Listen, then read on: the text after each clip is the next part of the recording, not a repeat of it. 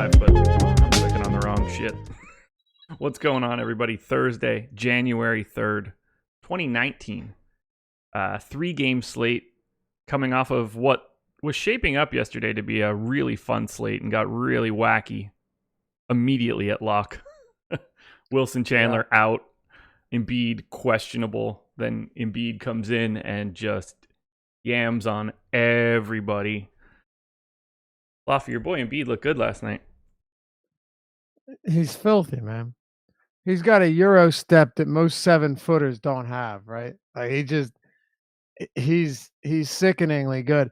At one point in the third quarter, he had more free throw attempts than minutes played in a game. He had 30 and 14 at halftime in 16 minutes. He had the exact opposite game of Mike Conley. Yeah. Mike Conley played almost 29 minutes, had exactly 0 points. So that's not good. That was crazy. You can't make some of this stuff up. It's pretty amazing. And you look at some of the other guys. Thomas Bryant was excellent. That was a real strong game from him. And now he's done us well in 3 straight games. Who else? Bradley Beal kind of lets you down a bit, right? Yeah. Devin Booker goes for another nice 50 plus, and he's done that quite a bit. So he's been pretty consistent. Just trying to look at some of these guys. Ownership was kind of spread all around. Josh Okogie was a colossal disaster. Yeah. Rozier, exactly what you sort of expected in this sort of role. Yeah, Rozier was good, man. I mean, heavy 39. chop. Yeah, but 39 at that price you'll take all day. AD was a boss.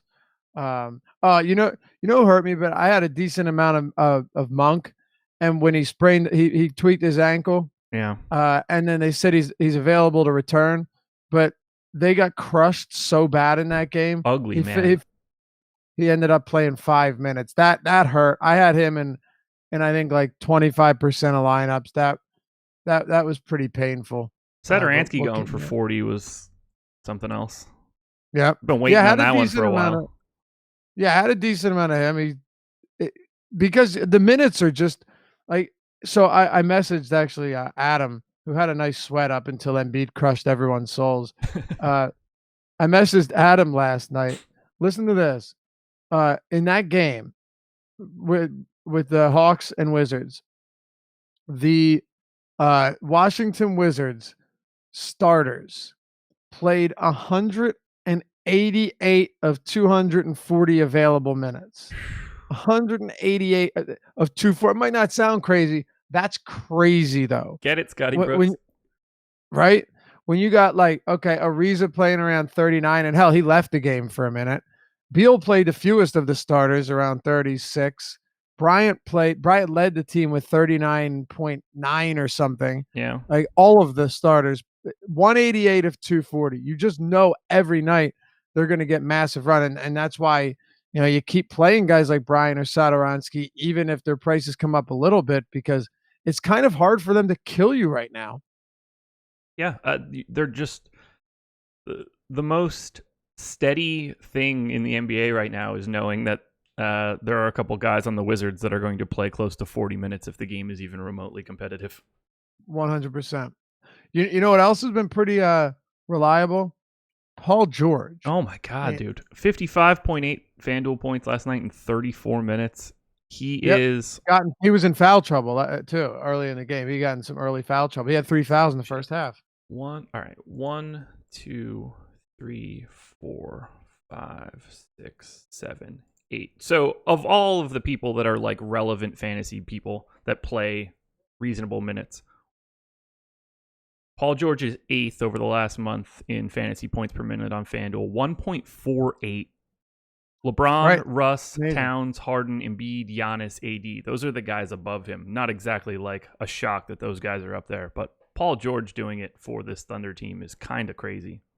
Dude, it's absolutely crazy. I mentioned this in the deep dive article, which you can find on awesemo.com yesterday, that he's averaging career highs. Ready in this? He has career highs this season in points, rebounds, assists, and steals. That's nuts. With like 58.5% true shooting mark. Like he's having a spectacular season, man. And I guess Russell Westbrook just kind of overshadows every accomplishment there. But Paul George has been awesome. And when Adam and I said it's like Paul George is more valuable in DFS right now than Kevin Durant, it's not that crazy to say that. It really isn't. I just read off those names in these last 30 days. Paul George is ahead of him. There you go. Yep. There you go. Durant is at 1.24 fantasy points per minute in his last 462 game minutes. There you go. Paul George has played more minutes with an extra quarter of a fantasy point in each one of those minutes. Right. There you have it, man. Playing, let's say some sort of all defense team, whether you want to say first or second or whatever. He's also, one of the better wing defenders in the league. Oh, unquestionably. They have the best defensive rating in basketball. Without the guy that is supposed to be the linchpin to that. No, he is. I mean, which is even crazier to think about it. Think about that. I guess we've all forgotten about Andre Robertson because he's hit so many snags in his recovery. Yeah. But last year, after he went down, they went from a top 5 defense to a bottom 10 defense. And now George and they've got all these like weird athletic two guards. They've got Adams just as, one of the most consistent players in the league. Yeah, he's a defensive anchor for sure. Yeah, you have nothing to worry about. You can pencil him in for 30 whatever minutes of, maybe the most consistent basketball in the league. You're never worried. No, they're a good team. They'll find a way to screw it up though. They're just I don't know what they're missing, but they're missing something. it's probably the fact that Russ is not a good enough. Yeah, as weird as that is to say. It's not. I love Russell Westbrook, but I've soured on him at times recently. Not because he isn't like. If you want to talk about athleticism, name someone that is more of a freakish athlete than him. Like, yeah, okay, I guess if you want to throw Giannis out there, but I don't know. Even that, like, he's a guard that averages in that package. Right, exactly. Right, there you go. Averaging 10 or more rebounds in 3 straight seasons. Yeah. Averaging a triple-double in 3 straight years. But stats can be deceiving at times because even though Westbrook is giving you those triple-double numbers and he's just a stellar DFS play and still an amazing actual basketball player, there are guys out there that help teams win more once you get into that postseason run. And I think we've seen that over the years. The problem is he might be the worst 3-point shooter ever. He's not good. Well, and you know what he's shooting from 3 right now? I think like 24%. 23.6 on 4.8 attempts. Yeah. And have you looked at his free throw shooting? I have. He's like, take a gander. And we know what the craziest part of that is? It makes him look like fucking Steve Nash compared to Lonzo. I know, right? I don't know. But it's still bad. What is it still at 60%? 62.6. Yeah. And look how many free throws per game he's attempting compared to last year. Yeah. Down a free throw and a half from last year, down 5 from the MVP season in 16-17. Mm-hmm. Well, and he was a career 85 or 83% free throw shooter before they changed the delay of game rules. If we don't do anything with rounding, over the past 5 years, outside of the 16-17 crazy Westbrook season, he's always shot like mid-4s attempts from threes and has never shot above 30%. The highest is he's at a .299, a .298. Yeah. It's fascinating. He's like Charles Barkley. Yeah. Bombing threes, can't buy a bucket. It's crazy. It really is. He doesn't have it, man. No. He keeps shooting them though. Yeah. Good for him. Want to rip through these games? Make it happen. I know that you and I can continue to have this conversation for like another hour without talking about this particular DFS slate. So certainly can. Probably better for me to nip it in the bud now. Oh, hold on though. Before we move on, let me just throw the last thing out there. Something that was pretty encouraging yesterday. If we're talking DFS and like some foresight here, Ben Simmons. I don't know if you noticed, but Ben Simmons, Josh, attempted 23 free throws in that game. At one point, he was 7 of 8 from the line and then 12 of 16. He finished 15 of 23, hit 65% of them, but maybe this is probably wishful thinking. But when you just had mentioned Lonzo Ball and his shooting's terrible, and you had mentioned to me before the show that he's averaging 1.1 free throw per game, Yeah. like 45% from the line. Ben's free throw shooting, if he were to correct that, if he could even knock down 2 or 3 jump shots a game, he'd become one of the better fantasy values or fantasy players in all of the game. So I've been paying close attention to this lately. He's been taking more jumpers. It's just they're ugly. So maybe he's starting to feel the pressure in Philadelphia, because it's been a big topic of conversation. I'm going to be watching it pretty closely. I'm hoping that it pays off. He just needs to shoot more. It's even if you're not good, shoot more. Like just clearly it's not stopping Russell Westbrook. Exactly right. And you got guys like Embiid that'll convert at a high clip around the rim. You know, you got JJ Redick, who's a solid 3-point shooter, 5 for 8 last night. You got guys, that can make up for it. You got to make them respect you even a little bit. Yeah, it's the opponent, not your teammate. Sure. It's just it has to happen for him to evolve as a basketball player. Otherwise, there's a weird ceiling on his game. Right. And especially with the way this league is going too. It's not trending the other direction. It's only going to get more and more extreme. 100%. But that's the crazy thing, is that his ceiling is like unlimited if he learns how to shoot. It really is. I mean, it's craziness. I've never seen anything like that. Just an aversion to shooting. Mm-hmm. I can't even think of another player that plays like that. It's crazy. It's really crazy. Really crazy. Oh, Ben. That's fine. They'll just trade him for AD. Yeah, bro. Yeah, that'll happen. Ringer dudes have been pushing it a lot lately. Yeah? Yeah. I mean, if you're the Sixers, you do it, right? Oh, God, yeah. Depending on what else you have to put into it. But if you're the Pelicans, I don't see that happening. Depends what else you get. But they're going to need to trade him before they get nothing for him. So you get Simmons back in Gentry's offense, get that Miami unprotected 2021, get another pick, get Zaire Smith or Bolden or something. Yeah, you can get there. I don't know if Bolden's really going to sweeten that package. I'm just naming, young dudes that they could possibly throw in there. All right, let's tackle this stuff. It'll be interesting. Let's do it. Spurs and Raptors. The return of Kawhi Leonard to San Antonio. The return of Danny Green to San Antonio. 109.25 implied total for the Spurs. 107.25 for the Raptors. So Spurs 2-point favorites here. We'll start on the San Antonio side. DeMar DeRozan, 8,800 on FanDuel, 7,800 on DraftKings, $37 on Yahoo. Looks pretty tasty in my opinion. I'd have no problem having DeRozan on any one of the sites. Me neither. I don't love this game, but I guess we don't have a whole lot of options on a 3-game slate. It just feels like every time you and I do these short games, we get a couple really bad ones. And when you get a couple really bad ones on 3 or 4 game slates, there aren't really many spots to pivot to, right? No. So yeah, it kind of sucks. I mean, he's been playing so many minutes in close games. So if you assume this is close, I've got DeRozan in for 37 minutes.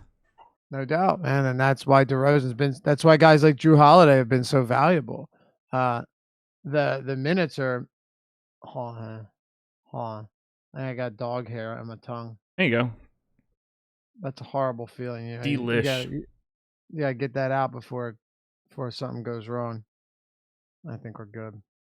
Is that like watermelon seeds? If you swallow that, do you grow a dog in your stomach? That's the worst joke I've ever made. That was pretty rough, yeah. No, I meant that if it gets back here, it ruins your day. It does. You're swallowing anything you can just to try to like knock it loose. Right. I wasn't worried that my stomach would start barking. Okay. But checking. Yeah. So San Antonio, I think we talked about this last show, but Like, this team has made market improvements over the last month, right? They're 7th in defensive rating. They're 1st in offensive rating in the league. They're 1st in net rating. If you were to take those numbers, right, Josh? If you were to say, okay, what were they like from the beginning of the season through November? I'll tell you right now, they were from the beginning of the season through November 30th. The Spurs ranked in offensive rating. They were down at 13th. Okay, 13th. Defensive rating. The Spurs. You ready for this? The Spurs were 26th. 26th. They're 7th over the last month. Craziness. And net rating, the Spurs were 24th over the first month and a half. They are 1st right now. So, just throwing that out there so we can see teams do change, teams make adjustments, and that's exactly what Greg Popovich has done. So, yes, I have an immense amount of respect here. This is a good basketball team that I will say I misjudged them, and I didn't. I know just where thought you're that I thought the magic had run out in San Antonio, and to some extent it still kind of has, right? But they're not beating a soul in the playoffs, right? And that's what it comes down to. By the way, though, here's my thing. These teams play at the 22nd and 23rd fastest pace, or you could say the 8th and 9th, or 7th and 8th slowest pace in the league. But with the minutes, I think you're right in saying, at that price point in a game that we expect to be close, you kind of just have to consider DeRozan. You have to target him here for that reason alone. Yeah, I agree completely. Aldridge, 9K on FanDuel, 74 on DK, $32. It's hard to avoid it. There's only so many options. It's not super appealing to me. This doesn't strike me as the best matchup for Aldridge. But he's been playing on a per minute basis better than DeRozan over the past 30 days. So I'd prefer DeRozan to Aldridge, but I don't know. Does Aldridge just get to beast on Greg Monroe for 15 minutes at some point in time during this game? Because that's appealing. Yeah, it certainly is. What do you think his usage is over his last 5 games? I have no idea. The last 5, I have no idea. It's up at 30% again. I was gonna say you could tell me it's 40 or 10, and I wouldn't really know. Right. Yeah, seriously. It's up at 30% though.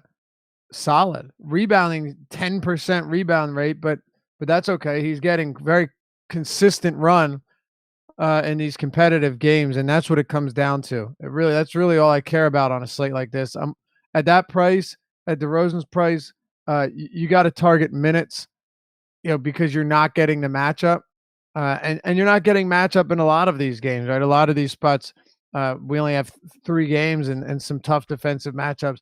You go for the minutes here. I expect them to be there for both DeRozan and DeRozan and Aldridge. And the big thing too is, one, as you pointed out, this game is expected to stay close. The Spurs 2.5-point favorites at home, 216.5 total, which actually is not bad for these teams that are playing down in pace. That was a lot higher than I expected. But more so than anything else is they're very cheap, and they haven't played since New Year's Eve. So we don't have to worry about much here. They've had 2 days off before this game, and that's nice in a Popovich system with some veterans, that we don't have to worry at all about those minutes. Right. I assume you have Rudy Gay in right now? No, I have him doubtful. Okay. I have him in. Last I saw is he's unlikely to play. Where are you seeing that? It's a bunch of different places. Oh, okay. So this this changed from when I read it 2 hours ago, when it was just like, Rudy Gay is optimistic that he'll be able to play on Thursday. Now it's really, I saw now yesterday, it's Greg Popovich is not optimistic. I saw yesterday. You might have misread that. Yesterday, I'm pretty sure Rudy Gay news was that he was unlikely to play. Well, cool. Let's take him out and change everything about this game. Awesome. There it is. At least I could do it on the fly. All right, so let's pull Rudy Gay out of here. All right, well, then talk to me about something else that you like from San Antonio, if anything exists. All right. Yeah, 18 hours ago, Rudy Gay questionable, unlikely to play. I think maybe it's the Mandela effect. No, I think this is not a huge game for me outside of that, right? Like Kawhi Leonard. Oh, I got Yo, did you eat a dog before this show? no. It's the same one that's been in there. I've been chasing it down. I lost it again. Oh, great. This is miserable. Can't wait till that one comes back. This is miserable. This is good radio. It's gonna make my day hell. Kawhi Leonard's 8,800 on DraftKings. What's he out on FanDuel?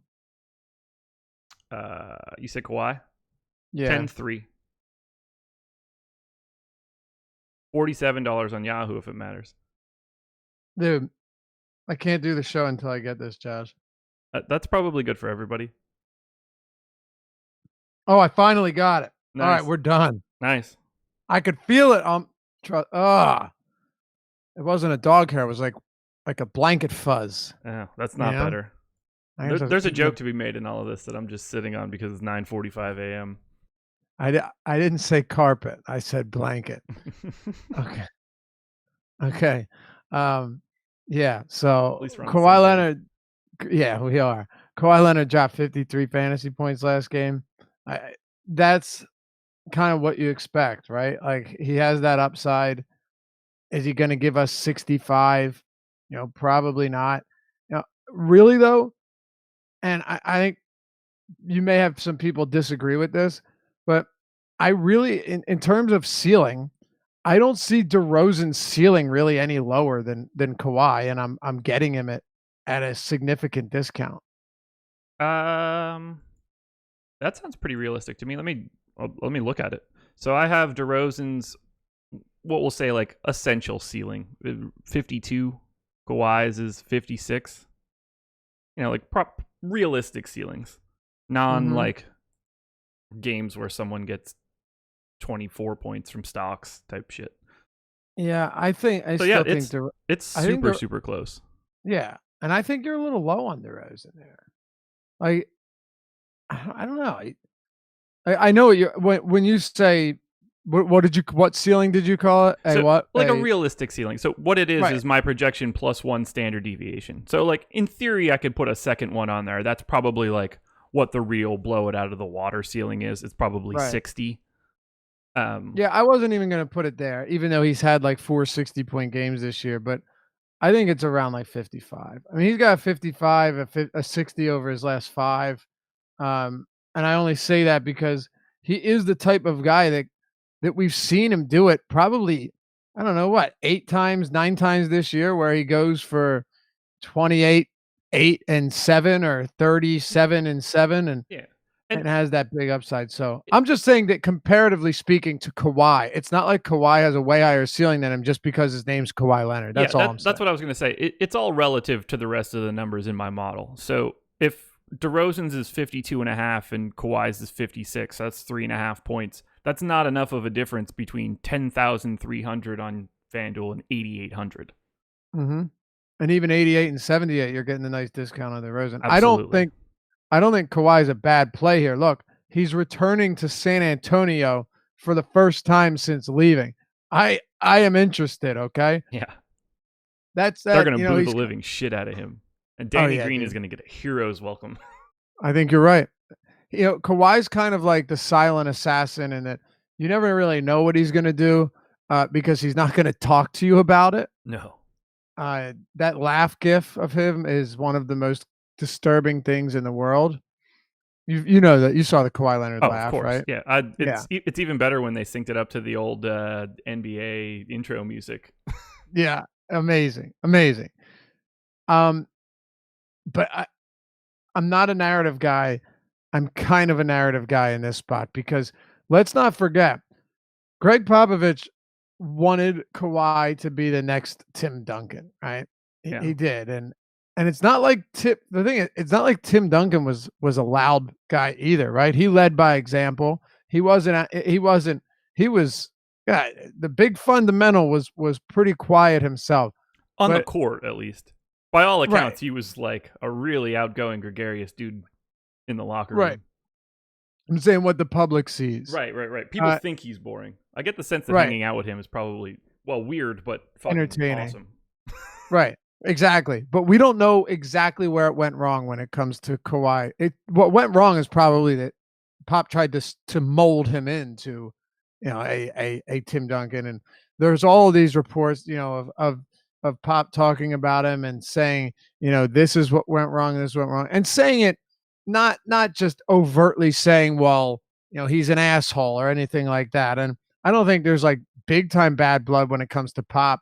But I think it does feel like a spot where Kawhi Leonard will want to come in there and put up some solid numbers. So at sub 9K on DraftKings, I'm pretty interested in him as well.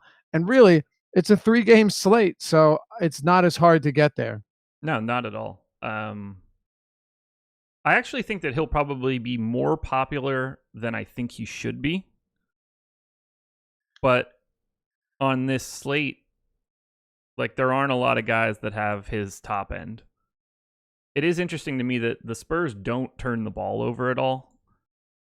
It makes me wonder how much extra stat Kawhi can put on a line in a game against, one of the most steady, non-turnover-y teams in the league. I think his ceiling may be slightly limited unless he has one of those, like a ridiculous scoring output. I don't know. This doesn't strike me as the type of game where he can soak up extra everything else. No, but he is the kind of type of guy, like, if he wants to go into Westbrook mode where he wants to just haul in rebounds towards the end of the game. You see it. You see LeBron do that all the time, right? Yeah. Where like he doesn't do much and then he gets every defensive rebound. So I still think there's some possibility for him to get there. But what I'm saying too is it's not that I see him as a must play here, but I'm going to have some pieces of Kawhi just because of this spot and because it's a game with a 2-point spread, right? You got a 2-point spread, a higher total than I thought, and he's coming home to San Antonio. And I also figure that I'm going to have at least a decent amount of DeRozan and or Aldridge. Mm-hmm. So why not run him back in some spots? If this game stays close, who knows? If this game goes to overtime on a 3-game slate and you've got significant pieces of it, that's going to take you a really long way. Now, it could also work against you. We have 2 games with 225 plus totals, right? It could definitely work against you.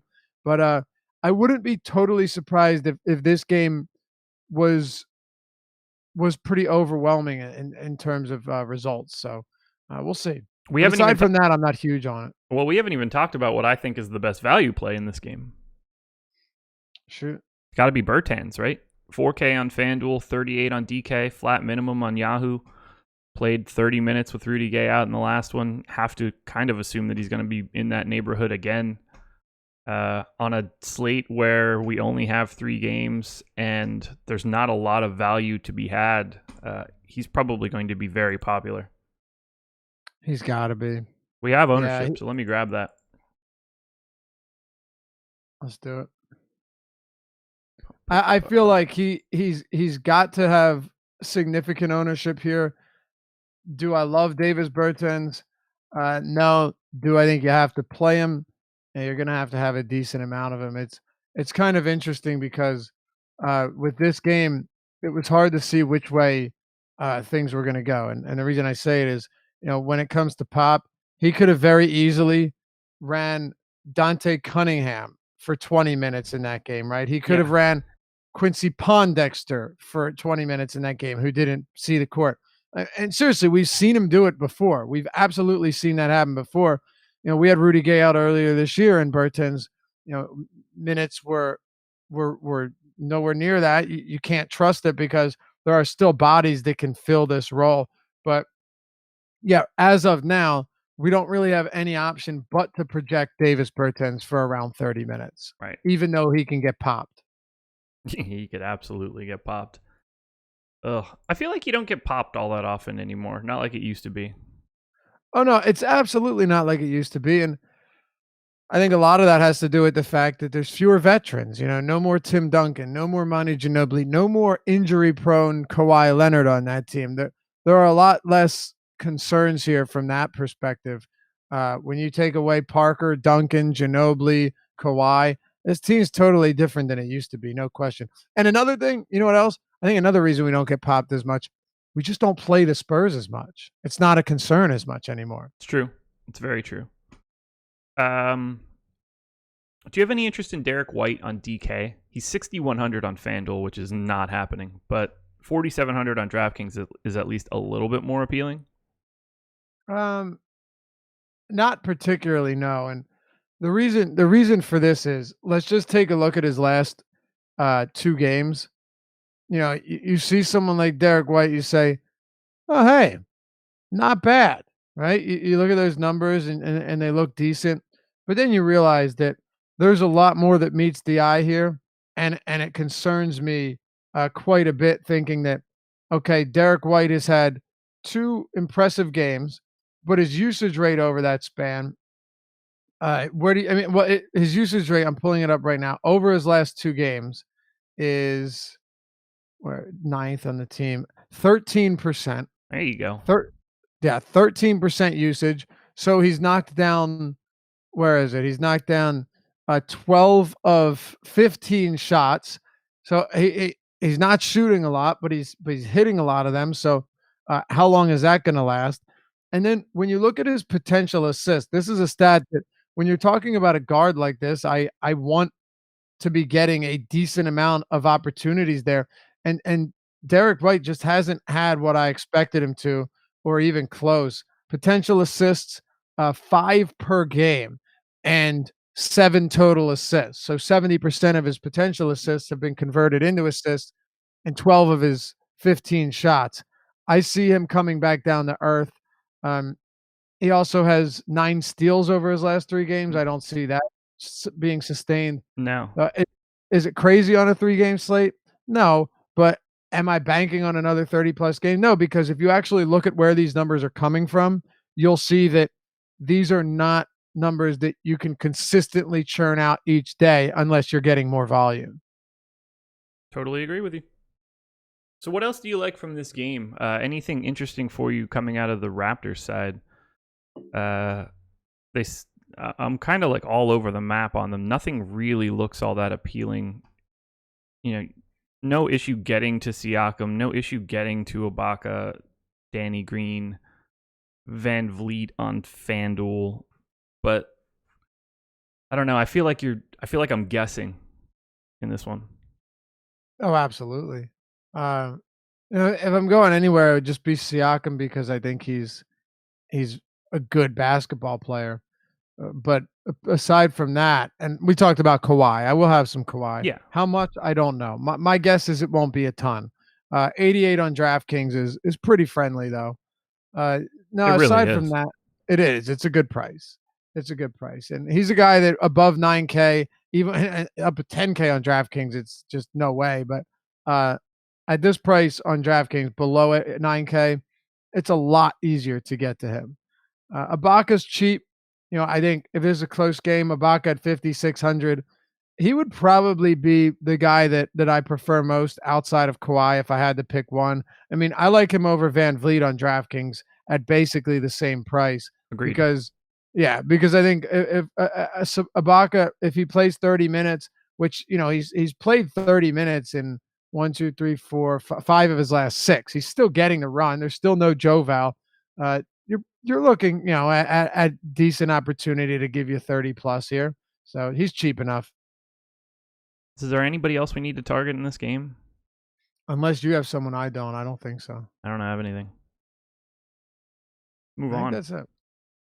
Sacramento Kings hosting the Denver Nuggets. 111.75 implied total for the Kings. 115.25 for the Nuggets. Big time pace up spot for Denver here. This would be really like super significantly appealing if they weren't working two dudes back into their rotation. But let's start on the Sacramento side. 8,700 for De'Aaron Fox, 7,500 on DK, $35 on Yahoo. I want to like this more, but I really am. I don't have a ton of interest in Fox. Yeah. Well, the one thing we know is that Jaeger is not going to pull any antics with this game being at home, so that's good. But I don't know if you 7,500 on DraftKings. 7,500. All right, so he's dropped $700 since his last game, in which he had a really bad outing, but still played 38 minutes. I'm projecting De'Aaron Fox for big minutes again. I've got him projected at 35 minutes, 7,500. This is a Denver team that defensively I respect them, but I'm not really super. I don't think they're super imposing either. They play at a slower pace, no question. Actually, they have a 98.11 pace or possessions per 48 since the start of December. But their defense has also been lacking, right? They have a defensive rating over the last month that ranks right in 18th in basketball. So 7,500 for De'Aaron Fox. This is just a price thing.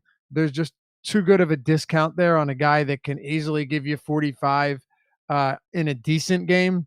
That I will have some De'Aaron Fox. And the rest of the team, though, it looks like DraftKings has been real weird on their pricing this year, right? Because it's either been all of them are high or all of them come down.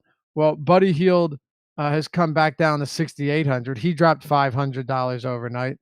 Bogdanovich, dude, he was killing me the game before, and then he had like one fantasy point at halftime, finished with 38.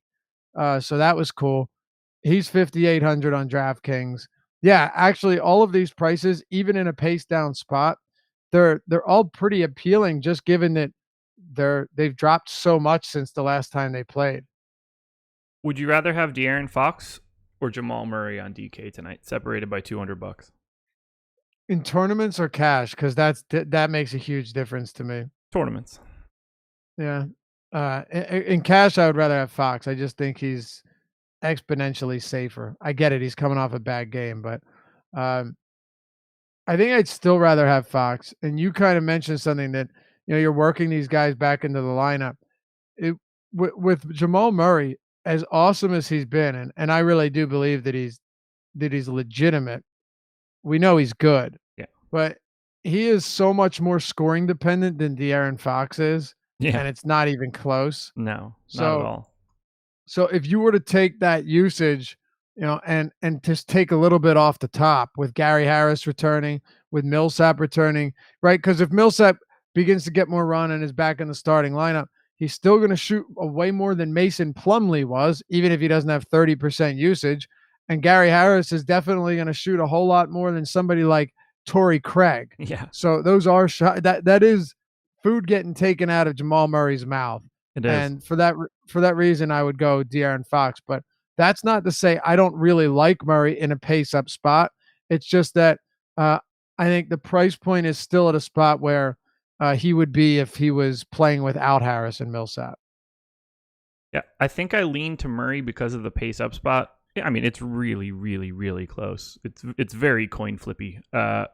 It just technically in my raw projections, Fox is my number 3 point guard on DK. Murray is 4, so there's not exactly a gigantic gap between these two guys. Right. Yeah, sure. Makes sense.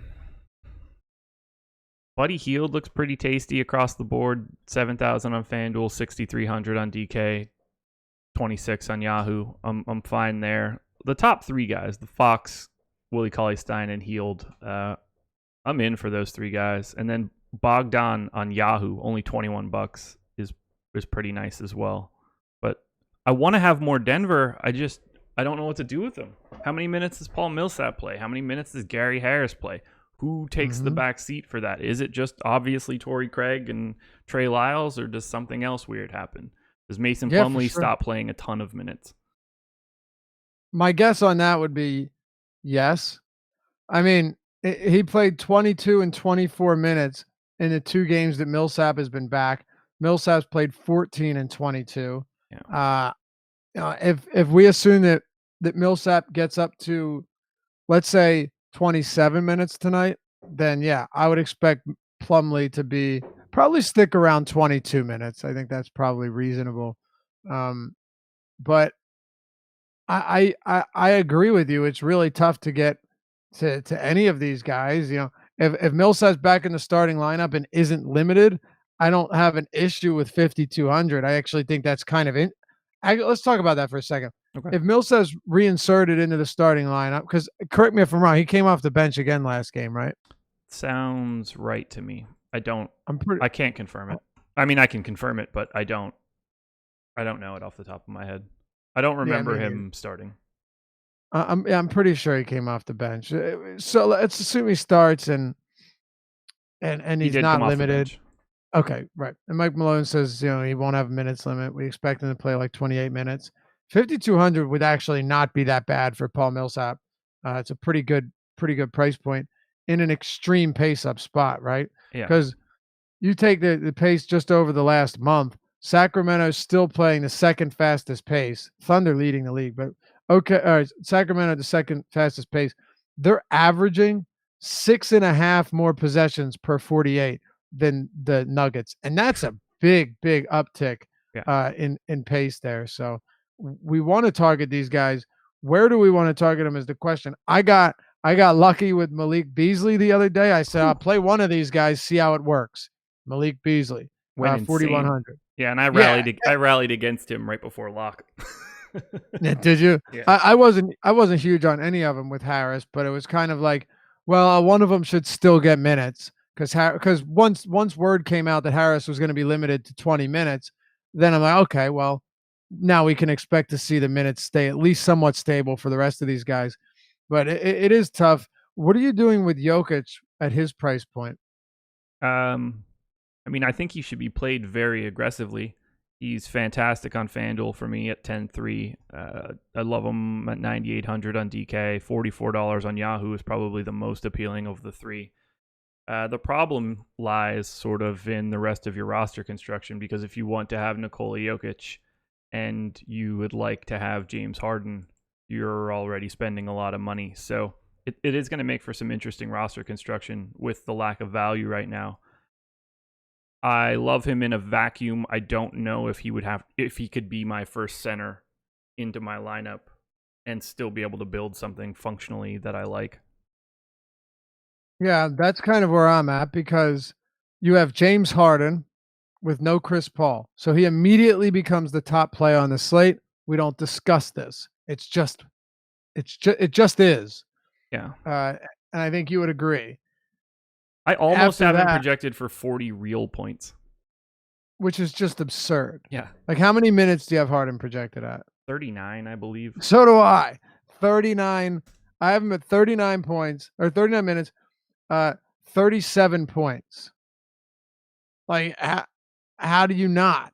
And the craziest thing about all of this is James Harden is 11K flat on DraftKings. Just to put this in perspective, Embiid was 10.6 yesterday. Yeah. Westbrook was 11.7. Davis was 11.8. Now, I understand that DraftKings does a lot of dynamic pricing stuff, especially on short slates, whatever.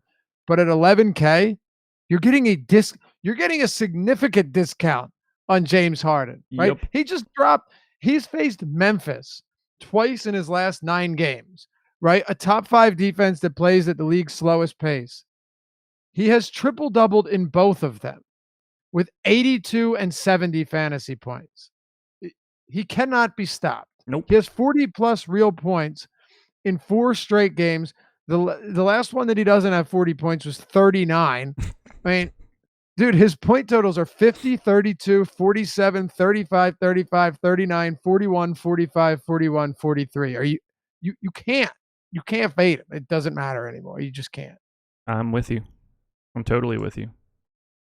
So what other pieces do you want from this Sacramento-Denver game? I'm having a lot of trouble keying on anyone specifically from Denver.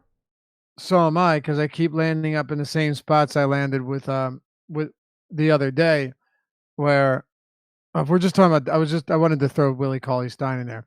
I think Willie Cauley-Stein is fine at this price again, but are you going to be able to get there? And there's a guy we'll talk about in the next game that is egregiously underpriced on DraftKings. So even though he's had some struggles against this matchup before, based on not being able to catch lobs around the rim because of Draymond Green, but yeah, with Denver, there's really nobody that I love Jokic here. I love Jokic in this spot. No question. If I can get him and Harden into lineups, that would be great. Yep. I just don't know. I I really don't know how possible that is. And because of that, I'm finding myself with less of this Denver team than I initially would have expected, probably less than I hoped that I would have had, but it's not that easy to get to him, especially on DraftKings where, Fox is basically the same price as Murray. Jokic's price has come up and James Harden is wildly cheaper than he should be. Uh, if Millsap starts and play and it isn't limited, I will have a decent amount of him. I'll tell you that much. Okay.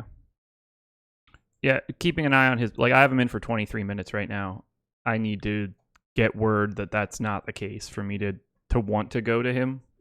Of course, if he's going to play, if we don't get any word that there's no restriction, and if he's not starting, I want nothing to do with him. But right. If he's back in the starting lineup, I think 5,200 in a extreme pace up spot where you're going to see more rebounding opportunities and more scoring opportunities, Millsap would be fine. But that's all it comes down to. And I'm really just looking for some value on a slate that doesn't have much. Yep, I agree. I don't have anybody else I really want to point out for this game. I like Monty Morris on Yahoo, but he was dreadful 2 nights ago. Mm-hmm. No, I'm all these bodies back. It's becoming really difficult to hash it out. Yeah, wait till Will Barton gets back too. I know. I'm not getting there. Jokic is easily the premier play from this team. Not even close. I completely agree. Close it out. Warriors and Rockets, 117 implied total for the Warriors, 109 for the Rockets. Oh my God. We'll start on the Golden State side. Durant, Curry, Draymond, Clay. I mean, that's really all the spots that we're looking at, I assume, unless you have some takes on some of the down-the-line guys. I love Durant here. 10-1 on FanDuel, 9,200 on DraftKings, 45 on Yahoo. Durant would be the direction I'm looking to go if I'm taking someone from Golden State. What do you think? Who's your guy from the Warriors? I'm okay with Durant. Okay. I don't love him. Even on the 3 games, I guess I put it to you this way. Obviously, would rather have Harden. Yes. But I'd rather have Jokic over Durant too, and it's for me, it's not even close.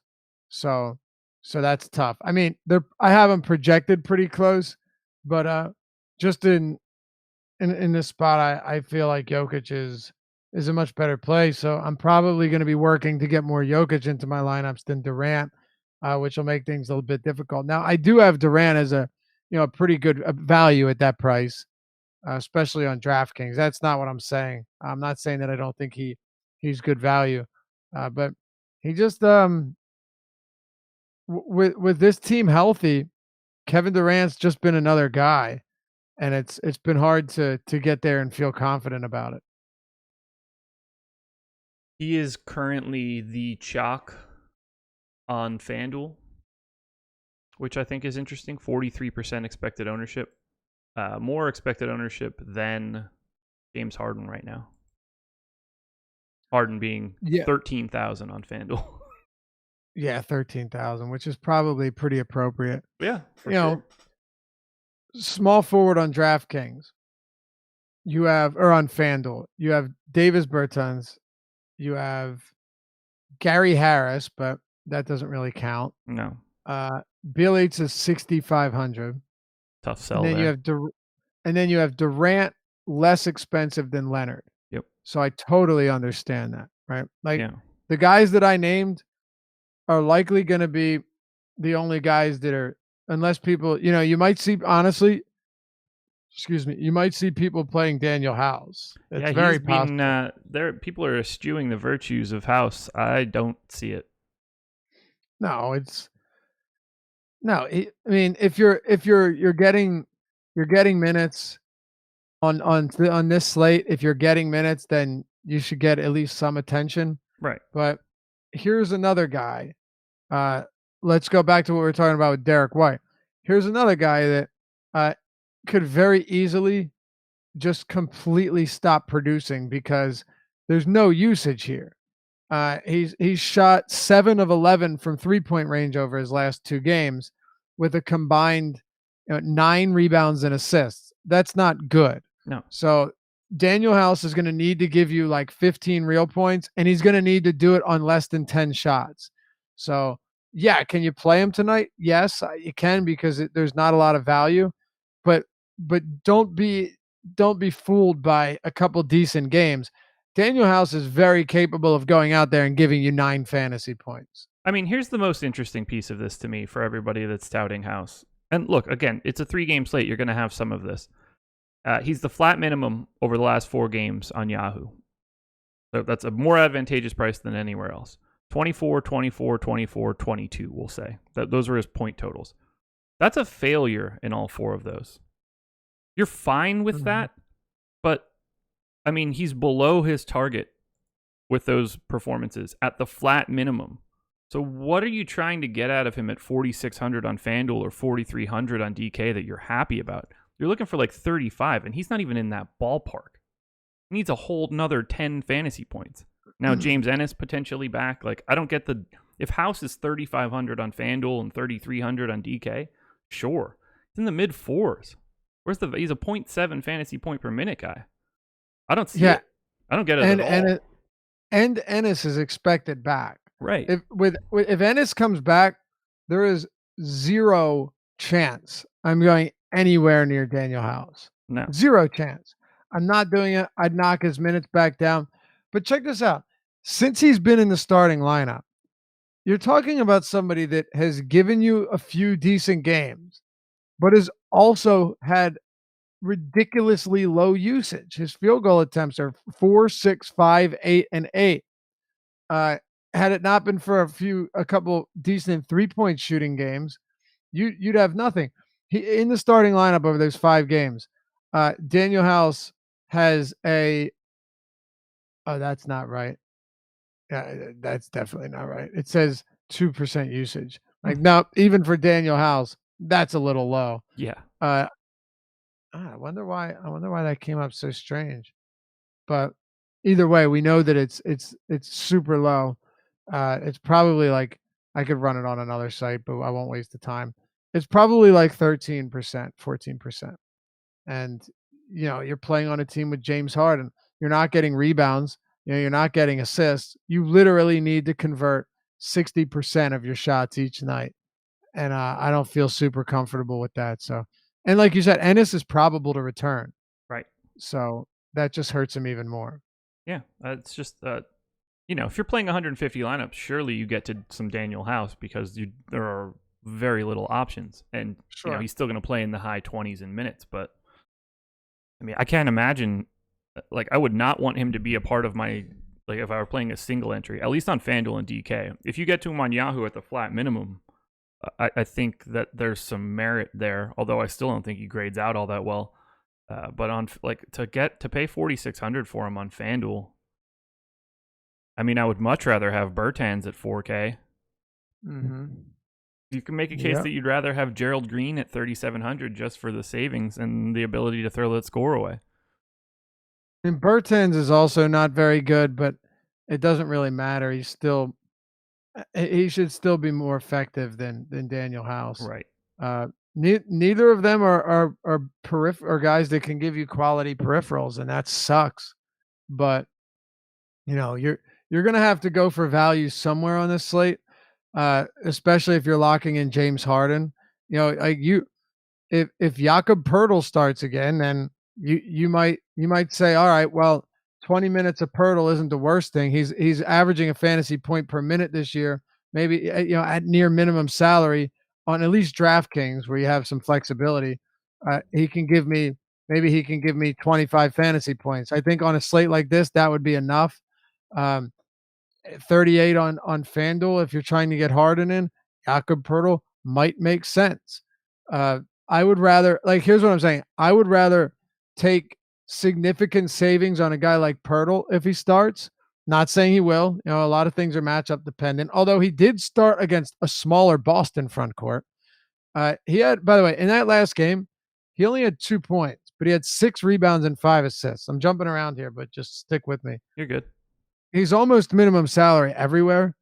20 minutes from him playing close to the basket to me is way more valuable than 25 minutes or 26 minutes from Daniel House, who might not even see that if Ennis is back. Jakob Poeltl, 6th in ownership right now on DraftKings. Yeah, and that makes sense if he starts it, because there's really I should have mentioned these guys. Even Marco Bellinelli is somebody that in 25 minutes could easily be worth it. You might find decent value in San Antonio just because you never know which one of them it's going to be, but there's always one guy each night at a low cost that gives you decent numbers. Aside from that, where are you finding real value? Maybe like Bryn Forbes, another San Antonio guy. Where are you finding real dirt cheap value? And we talked about Bertans. I'm going to say this out loud, and I'm not going to enjoy it, but Austin Rivers on FanDuel is only 3,800. There you go. That's kind of it. Yep. Austin Rivers at 3,800 is very reasonable. 4,600 on DraftKings. No, thank you. No. I said this same thing I said last game. I mean, he played 41 minutes last game, had 18 fantasy points. On FanDuel, that price is very palatable. Yeah. 38, 40 minutes at $3,800. Really good. But he's just like Daniel House in that he needs to convert his 10 shot. He needs it's just anyone in the team with Harden outside of Clint Capella. They need to score. Eric Gordon too. If he doesn't score, what's he going to do? Harden has a 55% assist rate, 44% usage rate. It's insanity. Yeah, I haven't projected for 45% usage.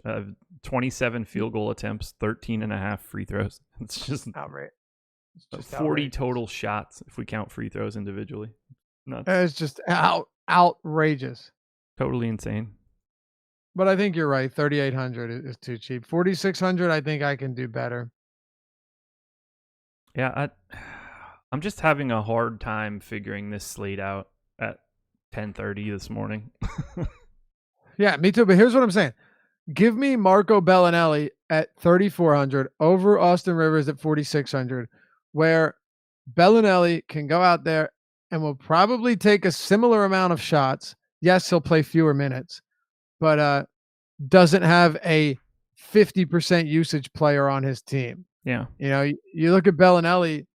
If you look at Bellinelli's game logs compared to Austin Rivers, you're not going to see much difference at all. No. Except one of them's a lot cheaper. 100%. And usually I like the minutes more, but not when I can get a guy at $400 above the minimum. Yeah, those San Antonio guys are perfect for this sort of scenario of rotating through them. They really are, yeah. One of them will do well. Mm-hmm. I know that's not great analysis and all, but that's really how you have to approach those guys, especially on a short slate. You have to do that. If you're playing a short slate, you're embracing the volatility, or you're embracing the unknown. You're at least accepting it, that you don't know which one it's going to be. And on a 9-game slate, you wouldn't have to play any of them. No big deal. But on this one, you do.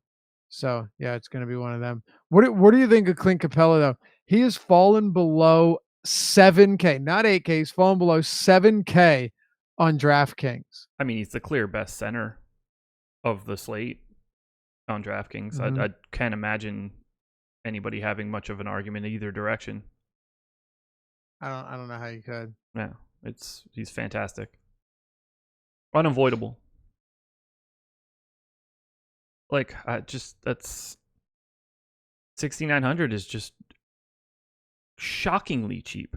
Here's the problem. Mm-hmm. So if you were building a single lineup, you're starting with Harden, right? Correct. if Harden busts today, what is the construct? You want to have a lot of Kings Nuggets, I guess, because if Harden busts, it makes me think that Durant and Curry are probably not going to be fantastic because no one else is keeping Houston close. Mm-hmm. So I'm having trouble seeing what I would want to get in this game if I had a James Harden-less lineup, because it's probably not Capella either. What's it going to take for Harden to bust, though? I have no idea. Like a really bad game. Right. Well, right now on DraftKings, we have Harden and Capella projected as the two highest owned players on the entire slate. Yep. And I think that's how it should be. Yeah. But you're right. Where else do you go? I don't think he will, so I don't even know if we need to worry about it. But of course, it's in the realm of possibilities.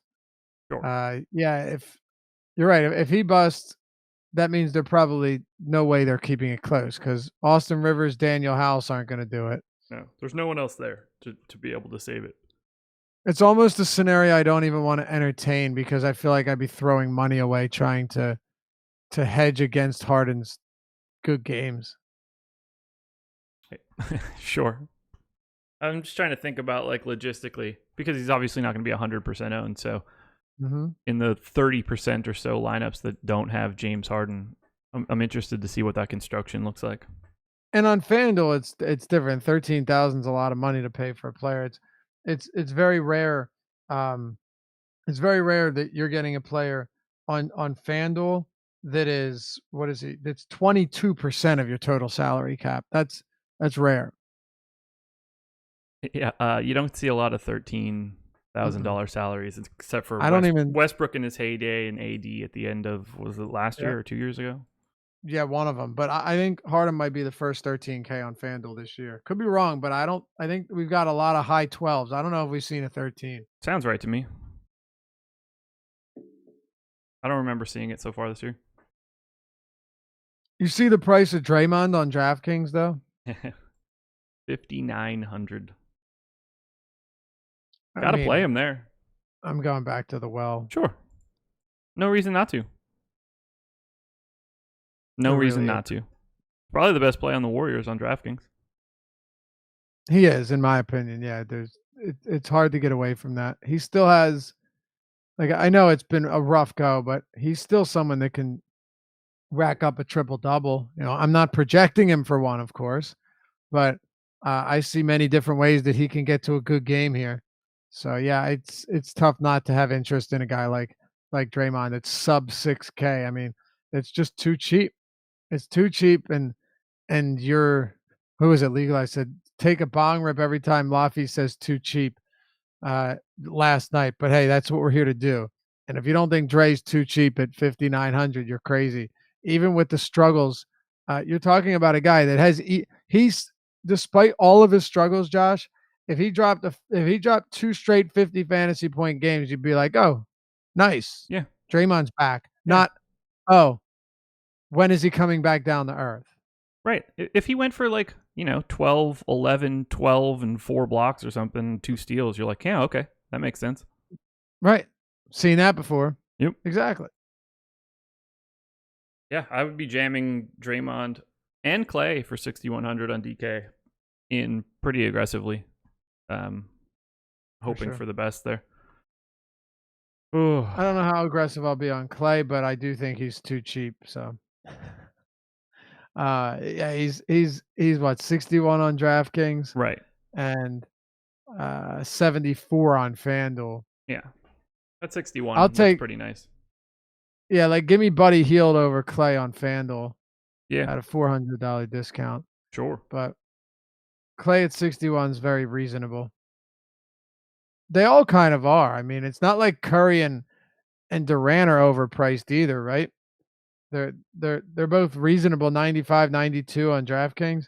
It's just you're talking about a team that, as good as there are a lot of mouths to feed here, and you're gonna have to guess which one is gonna get hot early in this game. I think Curry's the easiest for me to trust to give you 50 plus, but KD could go for 50 plus, 60 any day. Draymond Green, fortunately, the good thing about Dre is you can play him with Curry, you can play him with Durant or Clay, and not worry too much about him siphoning away their production. Yeah, some No. assists possibly, but not scoring, not rebounding. The two, their production is, it's not mutually exclusive. They can both have really solid games without taking away too much off the top. Absolutely. You're not worried about that at all. So I would have a lot of Dre plus X from the Warriors without question. And he What about fits the really front? easy if you want to go to Harden on the other side too. Like it's not like fitting in Sure. $5,900 Draymond Green is a struggle. What about the front court? Because Kevon Looney had seen 20 plus fantasy points in 5 straight games, was looking like, a decent play on these short 3-4 game slates. But then he plays 13 minutes last game. That Yeah. was a blowout win over Phoenix. Jordan Bell played 15 minutes. Jonas Jerebko played 20 minutes. As unappealing as they are, there's a lot of bodies on this team. Alfonso McKinney played 14 minutes. You have no idea where it's going to be. I was feeling a lot more comfortable when Looney when it looked like he settled into that 25 to 28 minute per game role. I like him on Yahoo. He's only $10, but as is, I don't know, half the player pool. He got into foul trouble last game. Now I'm thinking that it could have just been foul trouble, and then he just didn't come back in. Like what was it? He racked up the second and third foul right in 2 minutes into his second rotation in the second quarter, and then his fourth foul 2 minutes into his first rotation in the second half, and never came back in because they were up by 30. So to me, I think that really was just the fact that he would have got his regular run. He would have played an extra, say, 5 or 6 minutes in the second quarter, and then he would have played an extra 6 minutes, so an extra 11 or 12 minutes here. He would have been right up at 25. So I'm not worried about that. No, He would be my guy if anyone here. I have no problem with it. It's hard, he's at center and only playing one center on FanDuel. It makes for a tough sell with Jokic and Capella and Willie Cauley-Stein out there, potentially Pirtle if he's starting.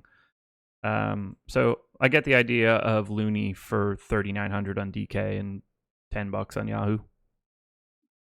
Yeah, not on FanDuel. Totally agree. On DraftKings, where you have eligibility at other positions, he's another guy I would take above Austin Rivers at a $700 discount. And yes, I'm comparing the two because you get so much flexibility here. Yeah. And it's really just whatever value guy you want to play. Give me the cheaper guys over Rivers, because the chances that Rivers goes for 19 and Looney goes for 21 and Bellinelli goes for 22, very, very, very solid odds that that's the case. Yeah, it would shock me. Yeah. I don't have anything else here. This is a day where we really need to see some news come out. Roster construction is difficult. Yeah, and even if we see the news, if it's significant, it's just going to be chalk city wherever that news breaks. It really is. So we'll have Adam putting out the deep dive in the early afternoon. Deeper dive going from 6 to 7, since tip-off is at 8 tonight. And then live before lock, myself and Fast Eddie Fear going from 7 to 8. You got anything else you want to plug? No, we will be pumping out some NFL content this weekend. We so will. Stay tuned for that. Saturday and Sunday. Got the postseason. Yeah. DraftKings running the 4-gamer, and then they'll have the split slates. They'll have the Saturday only, Sunday only. FanDuel splitting up the slates. The big contest there. This is a fun playoff round for sure, because you got the wild card round. You got 4 games. Should be pretty fun, and it's a good time to play daily fantasy football. It's winding down, and it's something I don't like to miss out on, even though football has just been an absolute whirlwind this year. Yeah. I'm not sad to see that sport go away for 6 months. Yeah, it's been wild. Hit that like button, everybody. We didn't beg for it too much today, but let's go ahead and cram that like button, and let's get Let's get the likes up and over 200 like it's been for the past couple days. You guys have been fantastic heading into this new year. Over 4,000 views, easy, on the strategy videos so far this year. So let's try to keep that pace up. Let's try to get to 5K at some point in time. We got goals around here. Likes and views. We want it. We do. We appreciate it. Yeah, let's get out of here. Stick around if you're interested in signing up and you haven't before. NBA Strategy is the promo code. 7-day free trial. Come hang out in our Slack channel and talk about this 3-game slate. Bring some data to the table because we're gonna have to find an edge somewhere. This one's tough. Anything else, Lavi? I think that's it, man. 3 games. We'll see you tonight. All righty. Later, everybody.